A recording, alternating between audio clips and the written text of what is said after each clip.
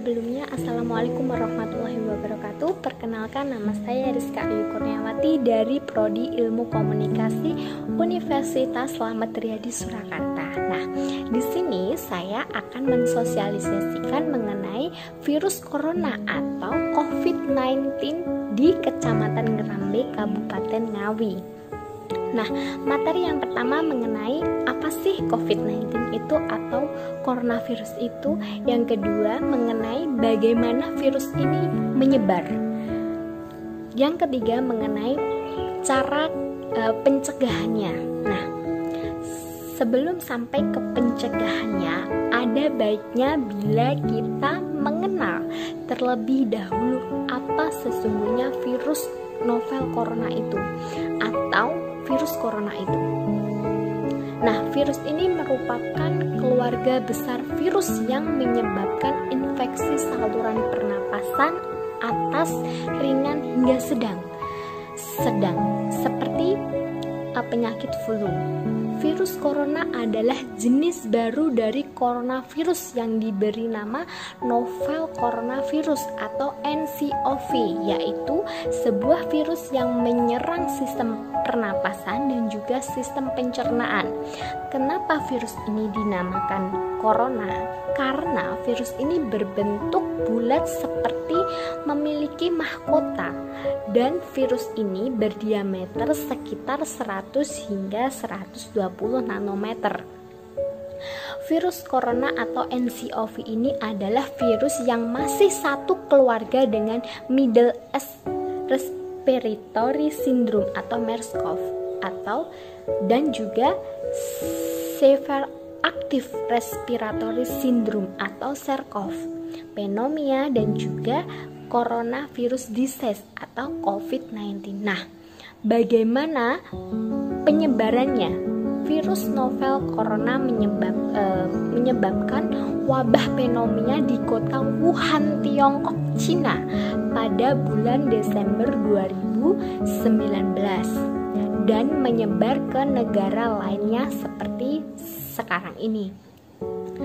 Penyebab virus corona tersebut antara lain ialah percikan air liur, batuk, dan juga bersin, atau menyentuh tangan orang yang sudah terinfeksi, menyentuh mata, menyentuh hidung, menyentuh mulut setelah memegang barang yang terkena percikan air liur si pengidap virus corona ini.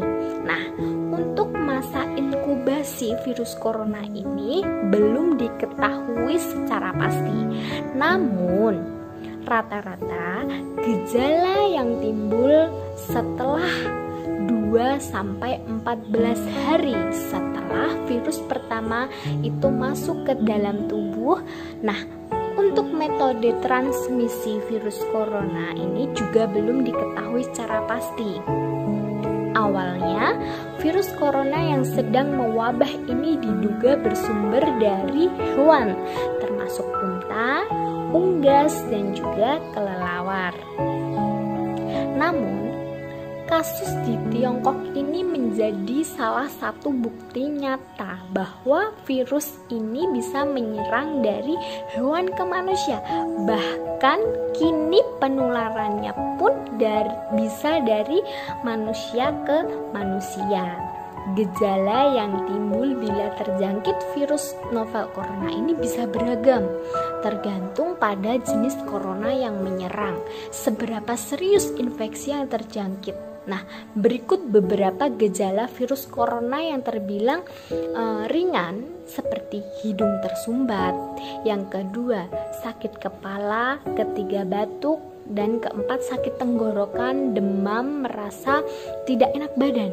Nah, hal yang perlu ditegaskan, beberapa virus corona dapat menyebabkan gejala yang lebih parah infeksinya dan dapat berubah menjadi bronkitis dan juga pneumonia yang menyebabkan gejala seperti demam yang tinggi pada pasien yang mengidap pneumonia, batuk dengan lendir dengan batuk disertai lendir, nyeri dada dan juga disertai dengan sesak nafas. Nah, infeksi infeksi bisa semakin parah bila menyerang kelompok individu tertentu. Contohnya, orang yang mempunyai penyakit jantung atau paru-paru, dan juga orang dengan sistem kekebalan tubuh yang melemah, dan juga bayi dan lansia. Berikut ini video edukasi anjuran dari pemerintah untuk melindungi diri Anda dan menghindari dari COVID-19 atau virus corona.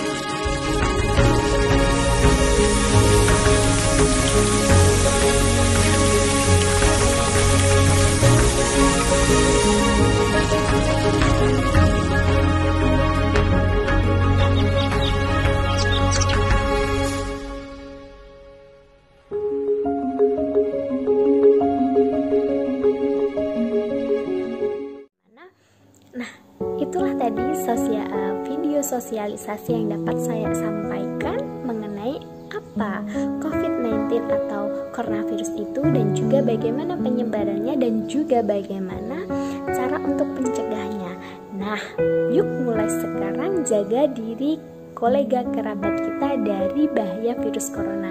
Bantu untuk mencegah penyebarannya. Tetap aman, tetap sehat, kita bisa melalui ini bersama. Welcome to my channel. Saat ini aku lagi di dalam lab komunikasi Universitas Slamet Riyadi Surakarta. Nah, di sini aku mau kenalin ke kalian apa aja sih yang ada di lab komunikasi Universitas Slamet Riyadi Surakarta ini. Nah, tetap ikutin aku terus ya. Program studi ilmu komunikasi ini merupakan wadah bagi kalian untuk menguji bakat potensial yang kalian miliki. Nah, di sini kita ada 4 divisi. Yang pertama ada divisi radio, yang kedua ada divisi jurnalistik, yang ketiga ada divisi fotografi, dan yang keempat ada divisi sinematografi. Nah, di sini kita bisa bicara lewat suara, lewat tulisan, lewat foto, dan juga lewat video. Nah, di komunikasi sendiri kita punya Himakom yang keren. Kalian belum keren kalau kalian belum masuk Himakom, karena di dalamnya terdapat orang-orang yang keren.